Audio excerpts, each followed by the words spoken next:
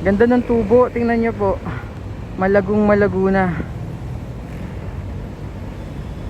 Halos natatakpan na niya yung part na to kapag nandyan kayo sa may kalsada, no? Ganda. Ganda nung tubo nung mga tanim dito sa ilalim ng LRT1 line 1, no? And dito sa may kabila, ayan, no, napakaganda.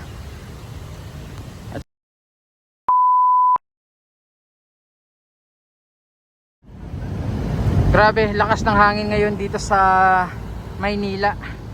So yes po, magandang araw and welcome muli sa ating update today. So pupunta tayo ngayon sa loob ng Arroceros Park kasi recently nga po, no, nandito yung nagdi-dredging ng mga burak dyan sa Pasig River.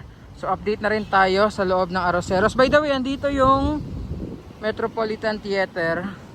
So if you're planning po na pumasyal dito sa Arroceros Park, pwede kayong bumaba dyan kung nakasakay kayo ng jeep or pag LRT po dito sa may Central Station.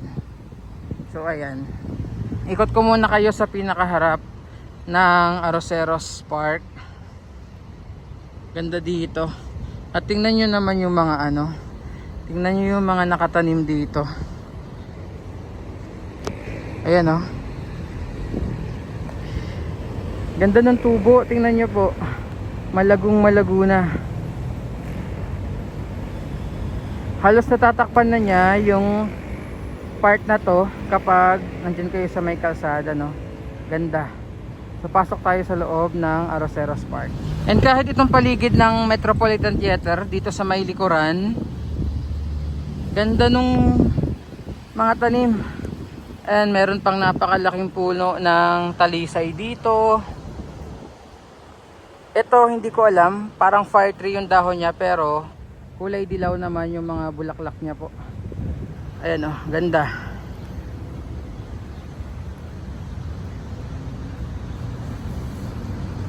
Tapos itong ilalim nung LRT1, ganda nung vertical garden dito.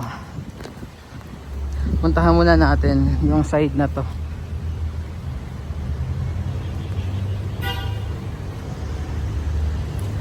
Ayan, ang lago ng mga tanim.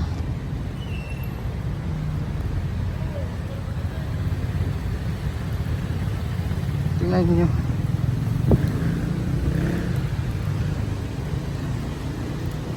Ayan, oh. Sobrang ganda nung tubo ng mga tanim dito sa ilalim ng LRT1 line 1, no? Andun yung central, ano bang tawag dyan? Grand Central Station ba? And dito sa may kabila, ayan, oh, napakaganda. At syempre, feel na feel mo talaga nasa loob ka ng gubat kasi tingnan nyo,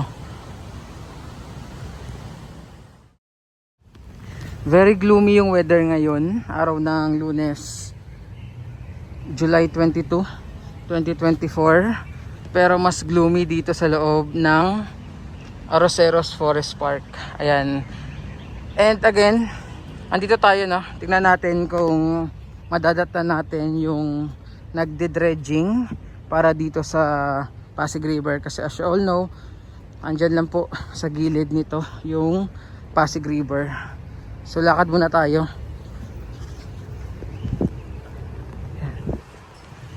Buti dito malamig sa loob. At tingnan nyo, halos covered na talaga ng mga dahon yung area dito.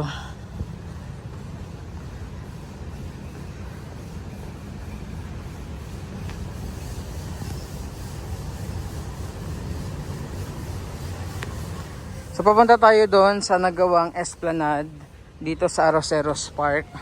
Yan din yung kasabayan ng nagawa dito sa post office na ngayon mas pinaganda lalo. Tsaka dito sa may Ayala Bridge. Ayan, punta tayo. Kakami si Yorme. Kita niyo naman, no? Gaganda ng mga projects niya talaga dito sa lungsod po ng Maynila.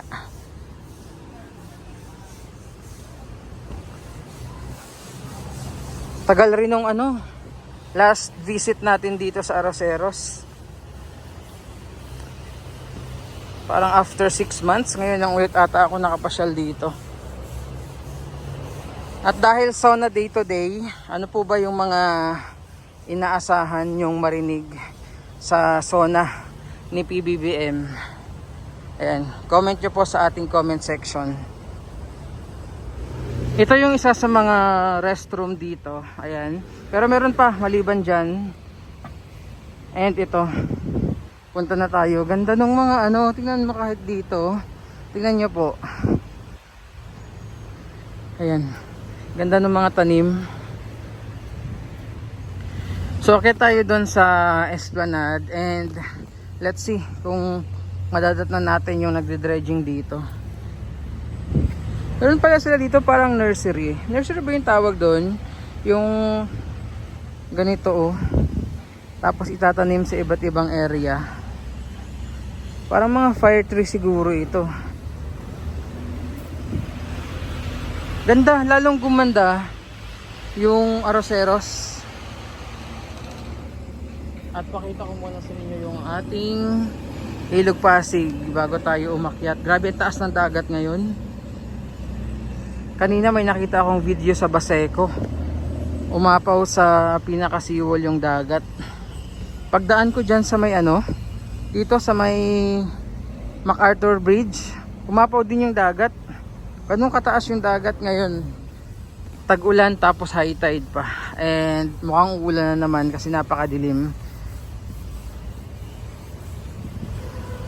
Okay, dito na tayo sa taas. Daming water hyacinth.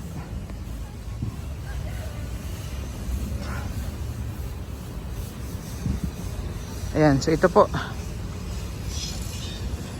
Pag ganitong napakataas po yung dagat, no high tide, as you can see, yung movement ng mga water hyacinth is pabalik na naman sa upstream. Ayan po, tingnan nyo. Hindi ko alam kung ano yung ginagawa dito na parang tulay. Ayan o. So banda yan sa may Carlos Palanca and Quiapo area. Ito siya oh. Tulay ba yan? Tulay yata patawid dito sa may kabilang side.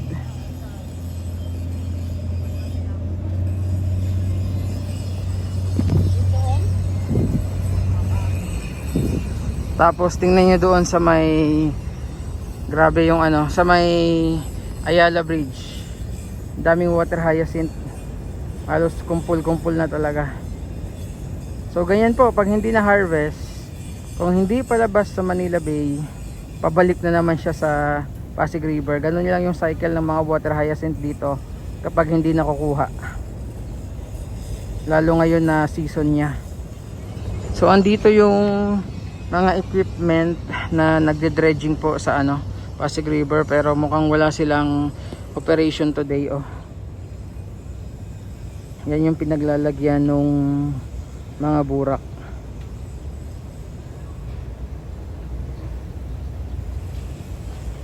Ayan.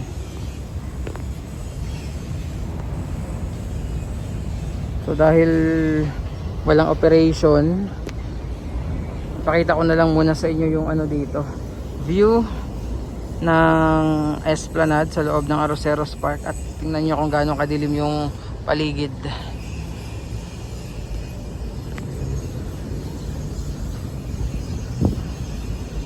Tapos yung mga puno, ang gaganda oh. Ayan. Sana more of this, no? More parks. Tapos ganyan kaganda yung mga tubo. Kasi ngayon, pag nagawi ka sa Metro Manila, parang luxury na yung tingin mo sa mga puno. Lalo kapag napakainit. And look at that po. Buti na lang ay hindi ito na ibenta, no? O meron pa nga silang mga ano dito, oh, tanglad. Daming tanglad. Ayan. Dati, mga plant boxes lang talaga ito, no? Tsaka lupa. Ngayon may mga tanim na. Ayan. At the same time may mga tanglad na rin.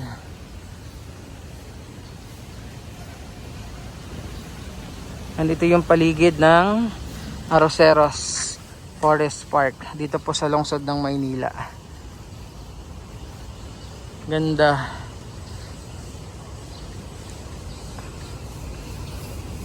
And wala pong bayad, no? Pag pupunta kayo dito. So yan muna yung ating update today, araw ng Lunes. Marami pong salamat. God bless and ingat po tayong lahat.